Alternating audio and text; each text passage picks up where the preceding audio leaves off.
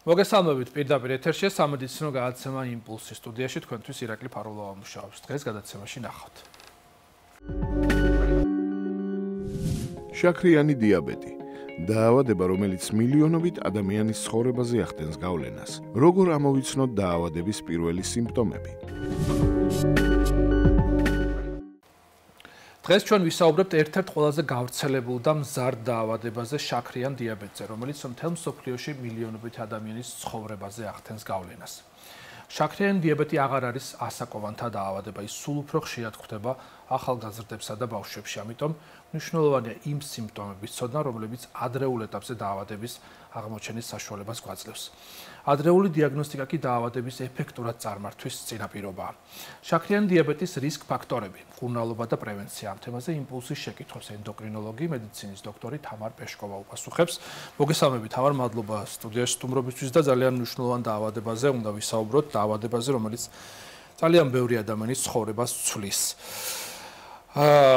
სტატისტიკურად 100 მილიონ ადამიანს აწუხებს და ეს ციფრები სულ უფრო და უფრო იზრდება.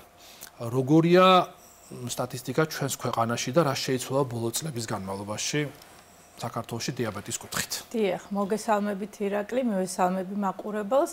როგორც აღნიშნეთ, დიაბეტი მართლად გავრცელებული დაავადებაა.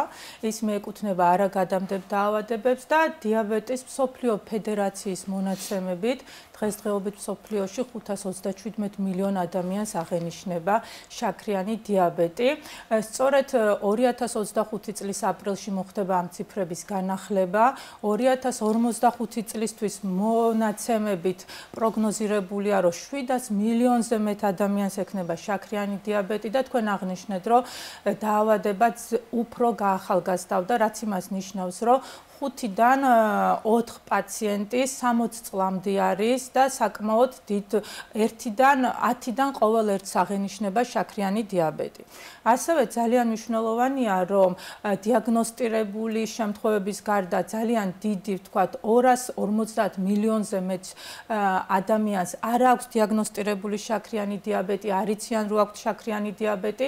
სამწუხაროდ ეს ხდება დაბალი და საშუალო შემოსავლის მქონე ქვეყნებში. ასევე დიდი მონაც 530 მილიონზე მეტს აღენიშნება გლუკოზისადმი დარღვეული ტოლერანტობა, ანუ პრედიაბეტი.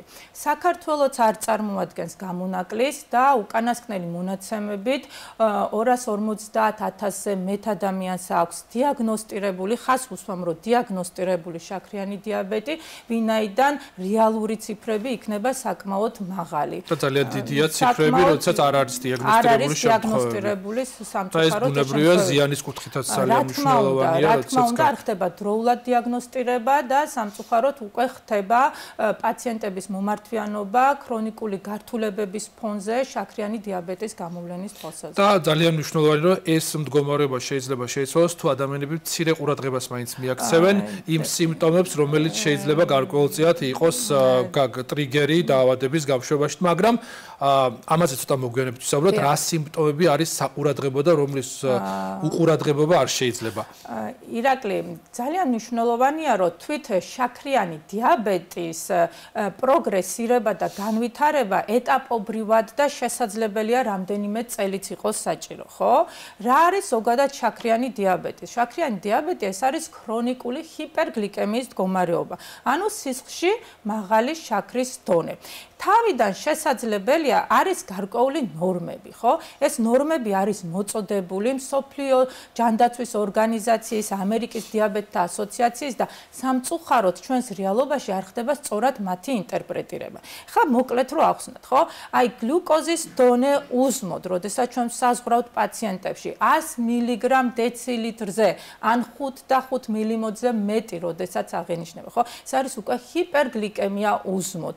ეს არის უკვე პრედიაბეტის გარკვეული ნიშანი. ეს პროცესი შესაძლებელია 5 წელი, 7 7 წელი, 3 წელი ინდივიდუალური არის. საკმაოდ შეიძლება სწრაფი პროგრესირება აღინიშნებოდეს, შეიძლება ნელი. ამიტომ ეს პროცესი სანამ დიაბეტი განვითარდება, მოხდება მისი მანიფესტირება და მოხდება მისი დიაგნოსტირება უკვე ლაბორატორიულად, როდესაც მიმართავს ექიმს, საკმაოდ ხანგრძლივია და შეიძლება ესეთი სიმპტომები არც იყოს. მაგრამ აი ამ მცირე ცვლილებების მიღმა შეიძლება მასშტაბური პრობლემები გაჩნდეს. რა თქმა უნდა, ვინაიდან შესაძლებელია უკვე ჰიპერგლიკემიის, ჰიპერინსულინემიის, ინსულინორეზისტენტობის დროს მოხდეს დაზიანება სისხლძარღვების, რამაც შესაძლებელია ვთქვათ იყოს შემთხვევები, როდესაც პაციენტს შაქრიანი დიაბეტი დაუდგინდა უკვე სტაციონარში, სადაც ჰოსპიტალიზირებული იყო მწვავე მიოკარდიუმის ინფარქტის ან ინსულტის დიაგნოზით, ხო? ეხლა რა ხდება ამ შემთხვევაში და რატო არის მნიშვნელოვანი? შეუმჩნეველია, არ აქვს ესეთი სპეციფიური სიმპტომები, თუმცა პირის სიმშრალე, გაძლიერებული წყურვილი, გაძლიერებული მადა, გახშირებული, ძირითადი გაძლიერებული შარდვა უპირატესად ღამის საათებში, ხო? გარკვეული საერთო სისუსტე, ადვილად დაღლა, მხედველობის გაუარესება, დაბინდვა, მადა გაძლიერებული, ან წონის უეცარი კლება. უეცარი კლება ძირითადად ხდება ტიპი 1 შაქრიანი დიაბეტის მქონე პაციენტებში, ან უეცარი კლება ტიპი 2 შაქრიანი დიაბეტის მქონე პაციენტებში, რომელთაც აქვთ ჰიპერგლიკემია ქრონიკულად მოუწესრიგებელი და აქ უკვე გვაქვს დეკომპენსაციის პერიოდი. აი ტიპი 1 და ტიპი 2 ახსენეთ. ბევრისთვის შეიძლება უცხო იყოს ეს განსხვავება, ვიცით რომ სისხლის მექანიზმი განსხვავებულია და განვმარტოთ რა განსხვავება ტიპი 1-სა და ტიპი 2-ს შორის. ხშირად, როდესაც პაციენტებს ვეუბნებით, რომ თქვენ გაქვთ შაქრიანი დიაბეტი, ყოველთვის შეკითხვა არის, რომ რომელი ტიპი. ძალიან მნიშვნელოვანია, რომ დიაბეტის ტიპი 1, ტიპი 2, გესტაციური დიაბეტი და სხვა ტიპის დიაბეტით არის ეს დაყოფილი. ტიპი განსხვავდება ეს პათოფიზიოლოგიურად, ეტიოლოგიური ფაქტორების შესაბამისად, ტიპი 1 შემთხვევაში არის აუტოიმუნური ტრიგერი, გარკვეული აუტოიმუნური ფაქტორები, გარემო ფაქტორები და ხდება ბეტა უჯრედების, პანკრეასის ბეტა უჯრედების დესტრუქცია, დაზიანება და ინსულინის აბსოლუტური დეფიციტი. ანუ ის უჯრედები, რომელიც გამოიმუშავებს ინსულინს, ისინი უკვე საკვებს, მოკლედ რო ახსნათ, საკვებს, რომელსაც იღებს ადამიანი, ნახშირწყლოვან საკვებს, ხო? ეს შეიძლება იყოს პურიც, საკონდიტრო ნაწარმი, ბოსტნეული, ვთქვათ, კარტოფილი, ბრინჯი, მაკარონი, ტკბილეული, ცომეული, ვთქვათ, იშლება და ვიღებთ გლუკოზას, ხო? ეს გლუკოზა სისხლიდან უნდა მოხვდეს უჯრედში, როგორც ჩვენი საწვავი უნდა მოხვდეს უჯრედში. უჯრედში მისი ტრანსპორტირების უზრუნველყოფას და მოხვედრას ახორციელებს ინსულინი. იმ შემთხვევაში, როდესაც არის ინსულინის დეფიციტი, საკვებს, რომელსაც ჩვენ ვიღებთ და ეს ნახშირწყლების ზოგადად ჩვენ გვჭირდება, ხო, საწვავის სახით ენერგიისთვის, სისხლში ხდება მისი აკუმულირება, სისხლში ხდება მისი დონის მატება, მაგრამ უჯრედში ვერ ხდება, უჯრედი შიმშილს განიცდის და ამის გამო მიდის სხვადასხვა პროცესები, კასკადი რეაქციებისა და ტიპი 1-ის შემთხვევაში ეს პროცესი, ვთქვათ, უფრო მაღალი ჰიპერგლიკემიით გამოვლინდება და სწრაფად ხდება მისი მანიფესტირება. ტიპი 2 შაქრიანი დიაბეტის შემთხვევაში აქ უკვე არის უფრო ინსულინის მიმართ რეზისტენტობა. ანუ ინსულინი გამომუშავდება, მაგრამ მისი მგრძნობელობა არის უფრო დაქვეითებული და არ არის საკმაოდ შესაბამისად ვითარდება ჰიპერინსულინემიის მდგომარეობა. ჰიპერინსულინემია, თავისუფლ ინსულინრეზისტენტობა, ჰიპერინსულინემია უკვე ზოგჯერ ახორციელებს გლუკოზის დონის ნორმალიზებას სისხლში, მაგრამ იმ შემთხვევაში, როდესაც ვერ უმკლავდება, გვაქვს ინსულინრეზისტენტობა, ჰიპერინსულინემია და სისხლში შაქრის დონის მატება. სრულიად განსხვავებული მექანიზმები, მაგრამ რეალურად მაინც გლუკოზის უჯრედისთვის გლუკოზის დეფიციტთან გვაქვს საქმე. თუმცა იქ გვაქვს აბსოლუტური დეფიციტი და ტიპი 2 შემთხვევაში გვაქვს შეფარდებითი ნაკლებობა. მინდა აქვე აღვნიშნო, რომ ტიპი 1 შაქრიანი დიაბეტი უფრო ბავშვებში, მოზარდებში ხდება, თუმცა აღინიშნება შემთხვევები, როდესაც ასაკოვნებშიც არის, იყო რამდენიმე შემთხვევები პოსტ-კოვიდურ პერიოდში, როდესაც 54 წლის ქალბატონმა მოგმართა და იქ ანტისხეულებით დადასტურდა ტიპი 1 შაქრიანი დიაბეტის არსებობა. ტიპი 2 ძალიან მნიშვნელოვანია, ვინაიდან ყველა დიაბეტის შემთხვევების 90%-მდე მოდის ტიპ 2 შაქრიან დიაბეტზე.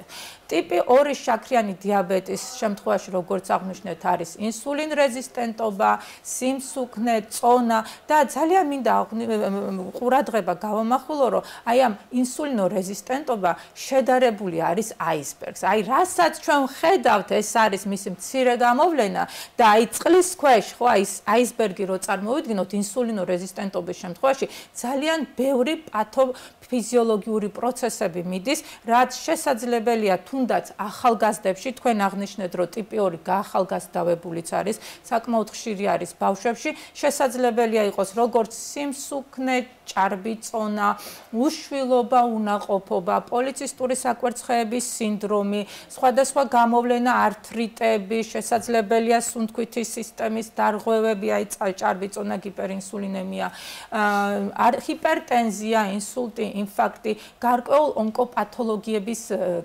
რისკსაც ცდის, ვინაიდან ჭარბ ინსულინს აქვს თავისი უარყოფითი გავლენა. კიდევ ერთი მნიშვნელოვანი არის, რომ გამოყვეს, ოღონდ ეს არაოფიციალურად არის ტიპი 3 შაქრიანი დიაბეტი, რომელიც ასოცირებული არის ალცგეიმერთან, ალცგეიმერის დაავადებასთან და აღნიშნული არის, რომ ინსულინ რეზისტენტობა ტვინში, სადაც არის ეს პროცესები, შესაძლებელია ასოცირებული იყოს გარკვეულწილად დემენციასთან.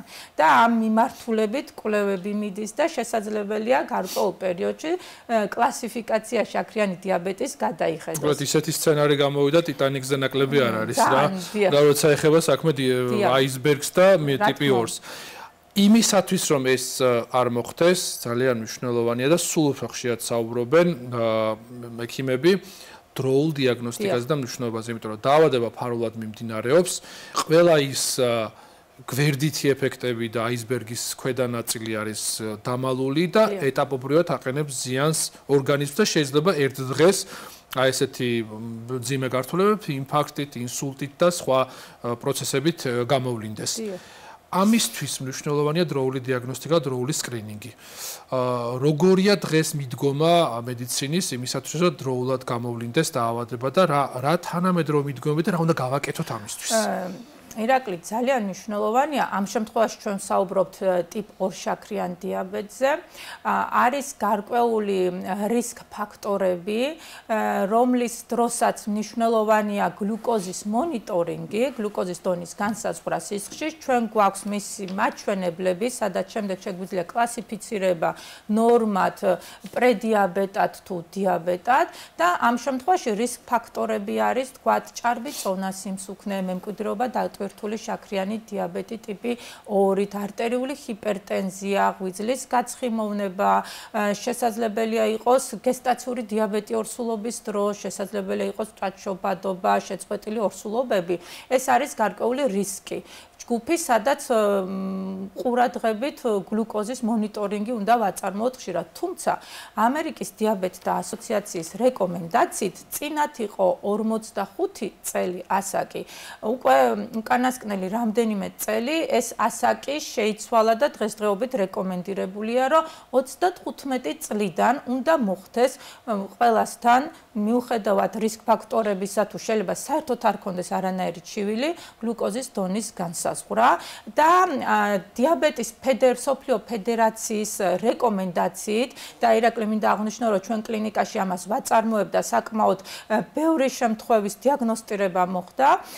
რეკომენდირებული არის ტოლერანტობის ტესტის ჩატარება, გლუკოზოტოლერანტობის ტესტის, ეს სიახლე არ არის, უბრალოდ მათი რეკომენდაციით დამატებული არის, რომ განისაზღვროს ასევე 1 საათში, დატვირთვიდან 1 საათში და მოწოდებული აქვთ თავისი მაჩვენებელი, რა ჩავთვალოთ ნორმად და რა დარღვევად, ვინაიდან ამ შემთხვევაში წარმოიდგინეთ, რაზე არის საუბარი, რომ შესაძლებელია ჩვენ პრედიაბეტის დიაგნოსტირება მოვახდინოთ და იმ შემთხვევაში თუ ადამიანი თუ პაციენტი გაითვალისწინებს ამ რეკომენდაციებს, შესაძლებელია დიაბეტის განვითარების ვთქვათ, რაღაც დროით გადავადება, ან შესაძლებელია, რომ დიაბეტი როგორც დაავადება საერთოდ არ განვითარდეს. პრედიაბეტი ახსენეთ, აი რა იგულისხმება პრედიაბეტში და რამდენად რა პერიოდი სჭირდება?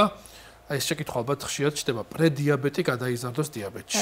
ეს საკმაოდ ინდივიდუალური არის, პრედიაბეტიდან დიაბეტამდე, თუ კი დროულად მოხდა, როგორ შეასრულებენ რეკომენდაციებს, რეკომენდაცია ირაკლი არის ჯანსაღი ცხოვრება, კვების წესი, ფიზიკური აქტიურობა. ახლა რა არის პრედიაბეტი? პრედიაბეტი არის მდგომარეობა, ჩვენ ამას ლაბორატორიულად ვადგენთ, შეიძლება საერთოდ უსიმპტომოდ მიმდინარეობდეს. პაციენტს აქვს გლუკოზის დონის მატება სისხლში, ოღონდ ეს არ არის შაქრიანი დიაბეტი. არ სიმპტომები ახასიათებს ის რაც იყოს არანაირი სიმპტომი გამოხატული, ეს შემთხვევით ვნახოთ მატება, ეს არის გლუკოზის დონე узმოდ 100-დან 125-მდე, ვინაიდან 126 უკვე კრიტერიუმი არის შაქრიანი დიაბეტის, აი ეს მაჩვენებელი 100-დან 125-მდე უსმოთ. თუ კი ვატარებთ ჩვენ ტოლერანტობის ტესტს, 1 საათში დატვირთვიდან უნდა იყოს 155 მგ/დეცილიტრზე ნაკლები და 2 საათში 140-ზე ნაკლები. თუ კი ეს ჩატარებული კვლევით ჩვენ ხედავთ, რომ ეს პარამეტრები არ შეესაბამება ნორმას, ჩვენ პაციენტებს უკვე ვაძლევთ რეკომენდაციას, ვაფრთხილებთ, რომ რისკი დიაბეტის განვითარების და მასთან ასოცირებული სხვა გულსისძაფთა პათოლოგიის განვითარების არის ძალიან მაღალი. დიაბეტი ზოგს გონია, რომ ეს არის უბრალოდ შაქრის დონის მატება სისხლში. ხო, რეალურად დიაბეტი ეს პარამეტრებს არ აქცევს ყოველდღიურად, მაგრამ ამის მიღმა დაავადება არის, რომელიც აზიანებს, მაგრამ მნიშვნელოვანია, რომ თუ კი პაციენტი მოპყვება ჩვენ რეკომენდაციებს ასრულებს, თუ აცნობიერებს ამას ყველაფერს, შესაძლებელია მოხდეს მისი ნორმალიზება და არ მოხდეს გართულებების განვითარება. ძალიან მნიშვნელოვანია ეგ. გართულებები ახსენეთ. მოდი ვისაუბროთ აი ამ ციფრებს მიღმა, რომელიც ერთი შეხედვით თითქოს ვიღაცთვის მერე რა მოხდა, რაღაც 10-ით მაქვს მომატებული, არაფერი ამ 10-მა შეიძლება ძალიან მცირე მაჩვენებელმა სერიოზული ზიანი მიაყენოს ორგანიზმს და ძალიან სწრაფად გადაიზარდოს დიაბეტში. აი რა ზიანს აყენებს და რომელ ორგანოებს აზიანებს ყველაზე ხშირად დიაბეტი? დაზიანების თვალსაზრისით დიაბეტისთვის დამახასიათებელია სპეციფიური გართულებები, რომელიც არის დამახასიათებელი მხოლოდ შაქრიანი დიაბეტისთვის, ხო? პირველ რიგში ეს არის დიაბეტური რეტინოპათია, შეიძლება სიბრმავემდე მიგვიყვანოს, დიაბეტური ნეფროპათია, თირკმლის პათოლოგიის განვითარება და დიაბეტი არის თირკმლის ქრონიკული დაავადების განვითარების და პროგრესირების ერთ-ერთი ძირითადი მიზეზი. ასევე ნეიროპათია, ხშირად პაციენტებს აღენიშნებათ ტკივილი, ქვემო კიდურების დაბუჟება, საკმაოდ მოქმედებს მათ სიცოცხლის ხარისხზე, დიაბეტური ტერფი, ამპუტაციები, ხო? და ასევე დიაბეტის შესაძლებელია დაკავშირებული იყოს გულსისძაფთა სისტემის პათოლოგიასთან. ის 2-4-ჯერ აძლიერებს ამ რისკს, ზრდის ამ რისკს და ინსულტების, ინფარქტების რისკს დიდ. სწორედ ეგ არის ჩვენი მიზანი ექიმების, ენდოკრინოლოგების, კარდიოლოგების, რომ პაციენტს მივაწოდოთ ინფორმაცია, რომ ძალიან მნიშვნელოვანია შაქრიანი დიაბეტის თვითკონტროლი. თვითკონტროლი რას წარმოადგენს? გლუკომეტრით, აპარატით, ვთქვათ, გლუკოზის მონიტორინგი კვირაში 1-ჯერ, 2-ჯერ, რომ ვიცოდეთ რა ციფრებია, რა ფარგლებშია მისი გლიკემიის მაჩვენებლები, რომ მოხდეს მისი კორეგირება. ვუხსნით, რამდენად მნიშვნელოვანია კვება.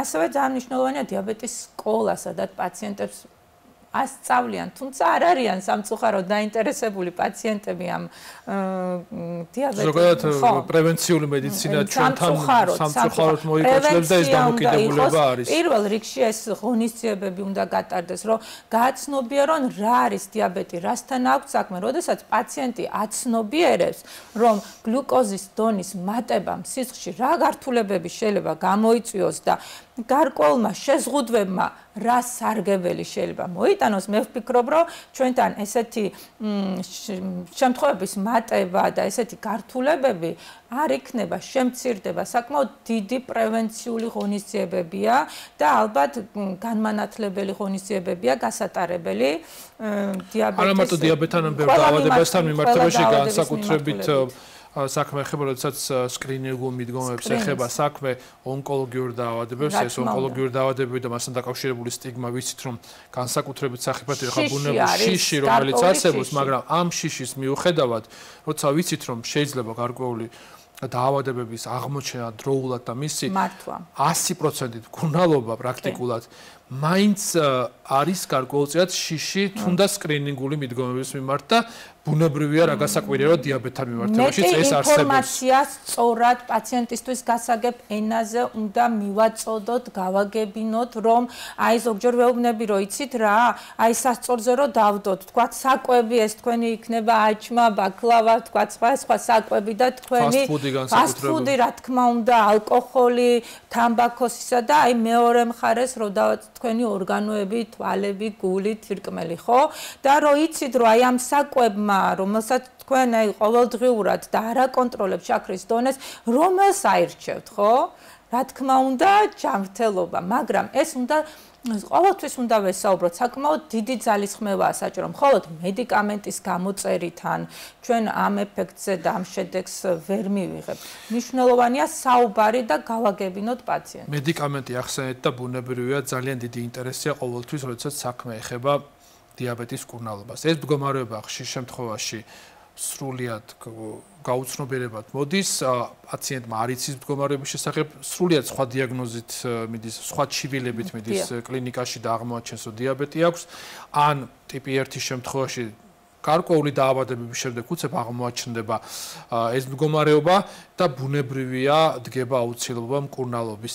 რა შეიცვალა დიაბეტის მკურნალობის კუთხით? მართვის კუთხით გასაგებია, ბუნებრივია ამ მიმართულებით მედიცინა დიდი ხანია მუშაობს და იცის გარკვეული რეკომენდაციები დიაბეტის დიაგნოზის მქონე პაციენტებმა, მაგრამ მკურნალობის კუთხით სულ უფრო მეტი არის მოლოდინი, რა შეიცვალა ამ მიმართულებით. საბოლოოდ განკურნება ვიცით, რომ შეუძლებელია დიაბეტის. შეუძლებელია პაციენტების უკითხულობა რამდენი ხანი უნდა მივიღო ეს მედიკამენტი, ხო? საბოლოო განკურნება ყოველთვის ვეუბნები, რომ შეუძლებელია, თუმცა მისი მართვა ირაკლი და ნორმალიზება შესაძლებელია. საკმაოდ ბევრი რამ გაკეთდა და მივიღეთ ბოლო აწლეულების განმავლობაში დიაბეტის მართვასთან და მკურნალობასთან დაკავშირებით. დიაბეტის მკურნალობა გახდა შესაძლებელი იყოს უფრო პერსონალიზირებული, უფრო უსაფრთხო და უფრო ეფექტური. ახლა რას გულისხმობ? სხვა ფარმაკოლოგიური ინოვაციების თვალსაზრისით ჩვენ გვაქვს თანამედროვე გაიდლაინები და რეკომენდაციები, სადაც კონკრეტულ პაციენტს ინდივიდუალურად შეგვიძლია შეურჩიოთ მედიკამენტი და აქ მიდგომა არის იმის თვალსაზრისით, რომ პაციენტი თქვა ტიპი 2 შაქრიანი დიაბეტის შემთხვევაში როგორი წონა აქვს, ჭარბი წონა, სიმსუქნით გამოხატული, აქვს თამდევი კარდიოვასკულური დაავადებები, თქვა ანამნეზში მიოკარდიუმის ინფარქტი, ან თუნდაც სხვადასხვა პათოლოგია, ხო? ჩვენ საშუალება გვაქვს შევურჩიოთ პერსონალურად, ინდივიდუალურად პერსონალიზირებული მედიცინა და ვაკონტროლოთ. თავარი არის ის, რომ ყველაფერი არის მტკიცებულებაზე დაფუძნებული, ჩვენ გვაქვს საკმაოდ დიდი მტკიცებულებითი ბაზა და დღესდღეობით კიდე ძალიან ბევრი პრეპარატი, ინოვაციური ფორმულა განიცდის კვლევის პროცესში არის და რა თქმა უნდა, მოწყობილობებიც აღმოჩნდა, იმიტომ რომ განსაკუთრებით მტკივნეულია ეს საკითხი იმ მშობლებისთვის, რომელთა ბავშვებს ადრეულ ასაკში ოჯახში აღმოაჩნდა CGMS-ი მაგალითად, რომელმაც შეიძლება ჩაანაცვლოს ჩვეულებრივი გლუკომეტრით განსაზღვრა უწყვეტი გლუკოზის კონტროლი, სადაც თქვათ ტიპი 1 შაქრიანი დიაბეტის შემთხვევაში შესაძლებელია უწყვეტ პერიოდში გლუკოზის მონიტორირება და პირველი ტიპის შემთხვევაში რა თქმა უნდა ინსულინოთერაპია არის აქ მხოლოდ მკურნალობის მეთოდი, ინსულინის დოზების შერჩევა გლუკოზის დონიდან გამომდინარე. ასევე არის სხვადასხვა პომპები გამოიყენება, აი დიდი პროგრესი არის და ვფიქრობ ბიოტექნოლოგიის იმედი უფრო არსებობს რეალურად როცა პირველი ტიპის დიაბეტს ეხება საქმე რომ რეალურად დადგება ის დრო, როდესაც პრაქტიკულად საკუთარი ორგანიზმის ხარჯზე მოხდება იმ უჯრედების აღდგენა და მიღება ლაბორატორიულ პირობებში, რომელიც პრაქტიკულად ამ მიმართულებითაც ბევრი კვლევებია, თუმცა ჯერჯერობით საბოლოო ჯერჯერობით არაფერი არ ჩანს და მთელი მსოფლიო საზოგადოება განსაკუთრებით ასობით მილიონი ადამიანი ელოდება აი ამ სიახლეს, რომელიც რეალურად შეცვლის როგორც თავის დროზე ინსულინის აღმოჩენამ შეცვალა რადიკალურად გადაარჩინა ასობით მილიონი ადამიანის ბავშვის სიცოცხლე, ისე გადაარჩენს ძალიან ბევრი ადამიანის სიცოცხლეს. ეხლა ძალიან საკითხია, როდესაც ბუნებრივი ეხება დიაბეტს, აქ ნომერ პირველი არის კვების რაციონი და კვების მნიშვნელობა. როგორი უნდა იყოს კვების რაციონი ტიპი 1-ის შემთხვევაში, ტიპი 2-ის შემთხვევაში და რამდენად შეუძლია შეცვალოს საკვებს დაავადების მიმდინარეობა და გართულებები. კვებით მიდგომა განსხვავდება ტიპი 1-ის და ტიპი 2-ის შემთხვევაში. თუ ტიპი 1-ის შემთხვევაში ბავშვები და მოზარდები, იქ გარკვეული კალორიულობაა საჭირო და ინსულინოთერაპიის შემთხვევაში პაციენტებს უკვე ბავშვებს, მოზარდებს ასწავლიან თუ როგორ უნდა მოხდეს, თქვათ, პურის ერთეულებით დათვლა და ინსულინის დოზის შერჩევა, ეს იქნება, თქვათ, ინტენსიფიცირებულ მკურნალობაზე. აქ ინდივიდუალურად ხდება ნახშირწყლების დათვლა და შესაბამისად ინსულინის დოზის პერსონალიზებულია, თარგეტირებულია კონკრეტულ ინდივიდზე. რაც შეეხება ტიპი 2 შაქრიანი დიაბეტის შემთხვევაში, აქ რა თქმა უნდა მნიშვნელოვანია კვება, პაციენტებს ვასწავლით, რომ მარტივად სწრაფად შეთვისებადი ნახშირწყლების მოხმარება საკმაოდ უნდა შეიზღუდოს, ვინაიდან ისინი სწრაფად იწვევენ შაქრის დონის მატებას სისხლში. რა თქმა უნდა მნიშვნელოვანია, რომ მოხდეს ნახშირწყლების შეზღუდვა ზოგადად, ცხიმების, ტრანსცხიმების, აი ფასტ ფუდის მიღება, ალკოჰოლის, თამბაქოს მოხმარება, ჩვენ პაციენტებს ვასწავლით თუ როგორ უნდა იკვებოს, დაბალი გლიკემიური ინდექსის მქონე პროდუქტები უნდა მიიღოს, ალკოჰოლთან მიმართებაში საკმაოდ ესე კითხვებია, ვინაიდან ეს ყველაფერი ზრდის როგორც დალევა თუ შეიძლება, ეს ალბათ პირველი შეკითხვა. ჰიპერინსულინემიის რისკს ასდიც, რომელიც მეორე მხრივ იწვევს როგორც მანკიერი წრე, აი ამ გულსისხლთა სისტემის დაზიანებას და შესაბამისად კვება, ფიზიკური აქტიურობა, ჯანსაღი ცხოვრების წესი, გლუკოზის თვითკონტროლი, მონიტორინგი, გლუკოზას აკონტროლებენ სახლში, იმის გარანტია არის, რომ დიაბეტთან ასოცირებული გართულებების, ეს ქრონიკული გართულებების განვითარების რისკი შემცირდება ან გადავარდება. და ბოლოს რჩევა მაყურებელს, გასაგებია, რომ ყველა ტიპის დიაბეტს ვერ შევცვლით, პირველი ტიპის დიაბეტის შემთხვევაში არ მუშაობს არაფერი, ეს შეიძლება სრულიად უწყინარ გარემოში რაღაც მცირე ინფექციური დაავადების შემდეგ გაჩნდეს და ან სრულიად ინფექციის გარეშე აუტოიმუნურად დაიწყოს პროცესი, რომლის კონტროლი შეუძლებელია, მაგრამ ტიპი 2-ის შემთხვევაში ბუნებრივია შესაძლებელია კონტროლი და რა უნდა გავაკეთოთ იმისთვის, რომ თავიდან ავიცილოთ დიაბეტის ჩამოყალიბება. სკრინინგის თვალსაზრისით და პრევენციის თვალსაზრისით, როგორც აღნიშნეთ, ტიპი 1-ის სკრინინგი და პრევენცია დღესდღეობით ვერ ხერხდება, მეცნიერები მუშაობენ ამ მიმართულებით და იმედია გარკვეული წინსვლა გვექნება, თუმცა ტიპი 2 არის პრევენცირებადი დაავადება, შესაძლებელია ვთქვათ, მნიშვნელოვანი არის, რომ დროულად მოხდეს დიაგნოსტირება, დროული დიაგნოსტირება თუნდაც პრედიაბეტის ან პრედიაბეტის მდგომარეობაში, ხო? ამიტომ მნიშვნელოვანია სწორი კვება, ჯანსაღი, კვება, ფიზიკური აქტიურობა და წელიწადში ერთხელ მაინც მოხდეს, თქვათ, გლუკოზის დონის განსაზღვრა სისხლში, მივმართოთ ექიმს, ჩავიტაროთ მარტივი და უმკირევლო ანალიზი. ძალიან მარტივად ხდება. რა თქმა უნდა, ძალიან მარტივად ხდება ამის დიაგნოსტირება, როდესაც მოდიან პაციენტები, ვეკითხები, ხო არ ქონდათ გლუკოზის დონის მატება სისხლში, ყოველთვის უარყოფენ, თუმცა გავიგერო არამახვილებენ ყურადღებას. იქეთქვია, რომ იცი რა, არ ქონდა მაღალი, მაგრამ ციფრები არ იციან. შესაძლებელია იქ იყო პრედიაბეტის მდგომარეობა, გამიგეთ? ან თუნდაც განვითარებული დიაბეტი და ვიღაც მეზობელმა უთხრა, გაუზომა შაქრის დონე და უთხრა ნორმის სამაგერად ჩვენ ვაყურებელმა ვინც უსმენა გადაცემას ყურადღებით უკვე იცის რომ იქ მითითებული მცირე აცდენაც კი შეიძლება პრედიაბეტის მდგომარეობა იყოს და არ უნდა დატოვოს ყურადღების მიღმა და არ უნდა ენდოს არაპროფესიონალის, მეზობლის, მეგობრის და არამცოდნე ადამიანის რჩევას და უნდა მიგმართოს აუცილებლად ექიმს. დიდი მადლობა თაუნა საინტერესო რჩევებისთვის, რეკომენდაციებისთვის, დაგემშვიდობებით, წარმატებებს გისურვებ, მაყურებელს კი შევახსენებ, რომ იმპულსის შეკითხვებს ენდოკრინოლოგი, მედიცინის დოქტორი თამარ პეშკოვა პასუხობდა, ამით კი ჩვენი გადაცემა დასასრულს მივუახლოვდა. მომავალ შეხვედრამდე.